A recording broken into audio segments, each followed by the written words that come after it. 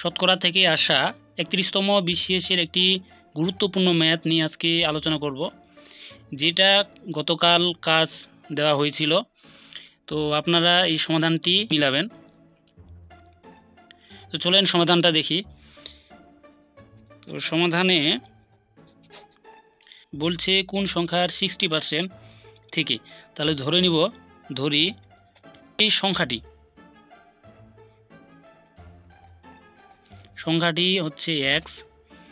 তো এই যে এই সংখ্যাটার 60%, তাহলে এই যে সংখ্যাটি, এটা হচ্ছে সংখ্যা, এটার 60%, এর 60% থেকে যদি 60 বিয়োগ করা হয় তাহলে ফলাফল হবে 60।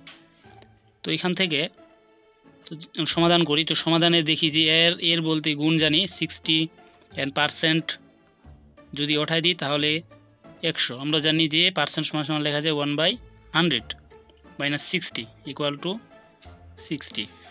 তো এখানে 0 0 কাটা, তো 2 3 6, 2 5 10 তো থাকলো। তাহলে এখানে 3x নিচে 5 মাইনাস 60 ইকুয়াল টু 60। তো এখানকার এই যে মাইনাস 60টা ওটা ডান পাশে পাঠিয়ে দেব। তো 3x/5 ইকুয়াল টু 60, এই মাইনাসটা ওপাশে গিয়ে হয়ে গেল প্লাস 60।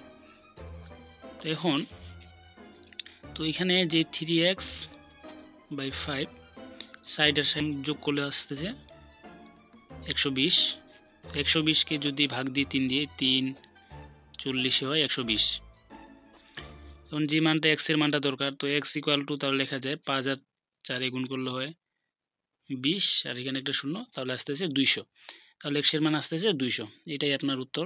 আশা রাখি আপনার অঙ্কটা সম্পূর্ণ